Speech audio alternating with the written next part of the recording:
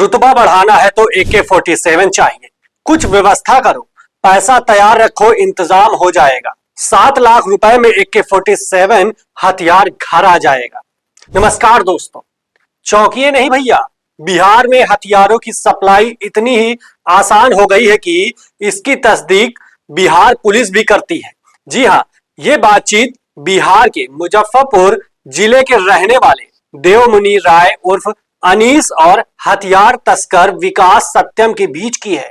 तीनों इस वक्त पटना के बाद बेउर जिले में बंद हैं।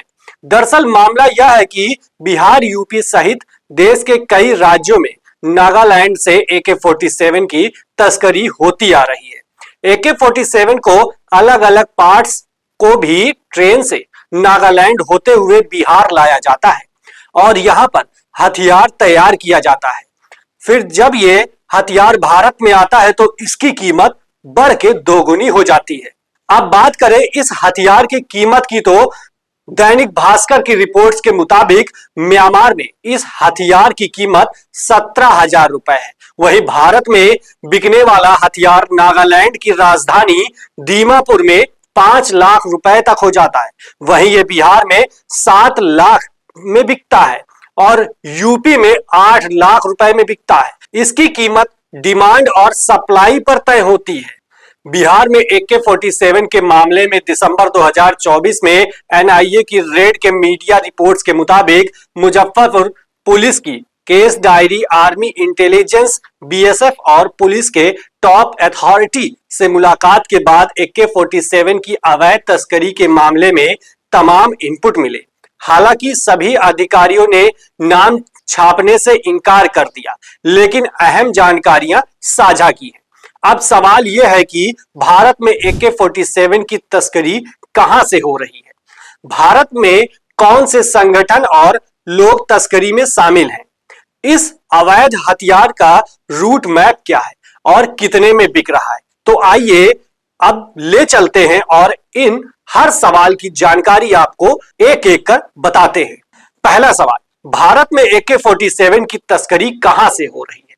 BSF के इंटेलिजेंस रिपोर्ट्स के मुताबिक म्यांमार चीन बॉर्डर से भारत में AK-47 की सप्लाई हो रही है। ये नॉर्थ ईस्ट के उग्रवादी संगठनों के साथ साथ देश के नामी बाहुबलियों तक पहुंच रही है। इसका ट्रांजिट रूट बिहार बन गया है। आर्मी इंटेलिजेंस और NIA के सोर्सेस के मुताबिक खरीदने वाले और तस्करों के बीच रुपए का लेन देन हवाला के जरिए होता है और बिटकॉइन से भी हो रहा है। भारत के अंदर तस्करों के बीच लेन देन कैश में होता है।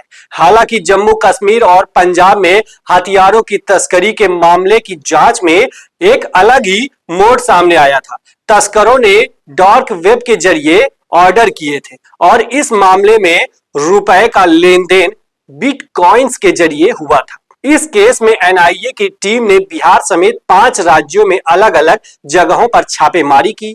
इसमें पाकिस्तान के हथियार तस्करों का हाथ सामने आया था। अब सवाल यह है कि किन रास्तों से होते हुए भारत में आती है AK-47? BSF और आर्मी इंटेलिजेंस के सोर्सेज के मुताबिक भारत में अवैध हथियारों की पहली एंट्री मणिपुर के मोरेह में होती है, जो मणिपुर की राजधानी इम्फाल से करीब 110 किलोमीटर दूर और म्यांमार इंटरनेशनल बॉर्डर के पास है।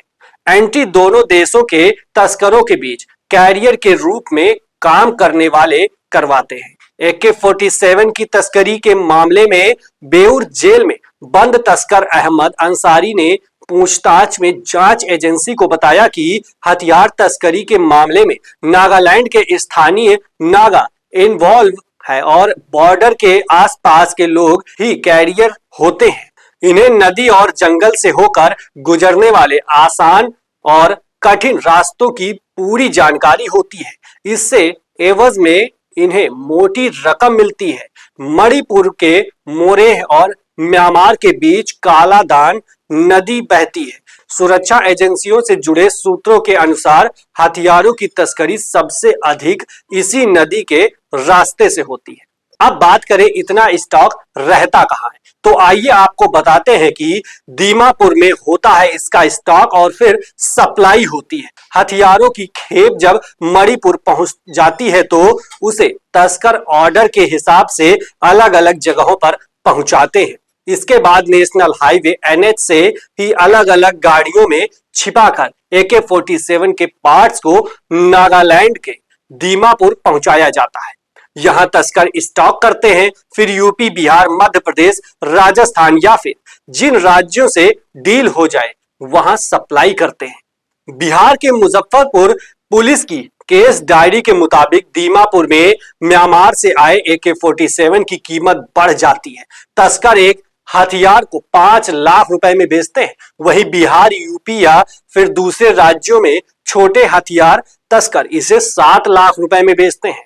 पैरामिलिट्री फोर्स के अधिकारी ने बताया कि म्यांमार में AK-47 की शुरुआती रेंज 12,000 रुपए और इससे अच्छी क्वालिटी वाले हथियार की कीमत 17,000 रुपए है। आपको बता दें कि किस्तों में भी ट्रेन से भेजते हैं AK-47 के पार्ट्स। AK-47 की लंबाई 34.3 इंच होती है। इसका वजन 4 किलो 300 ग्राम है। अलग अलग तरह के कुल 15 पार्ट से बना होता है। इस कारण इस हथियार को भारत के अंदर समूचे तौर पर एक जगह से दूसरे जगह नहीं पहुंचाया जा सकता। आर्मी इंटेलिजेंस के मुताबिक तस्कर सप्लाई के लिए एक एक पार्ट्स को अलग अलग पैक करके किस्तों में ट्रेनों की पर्सनल बुकिंग से भेजते हैं, क्योंकि पार्सल को चेक करने का कोई मैकेनिज्म रेलवे के पास नहीं है। सिर्फ पार्सल बुक कराने वाले का पहचान पत्र देखा जाता है।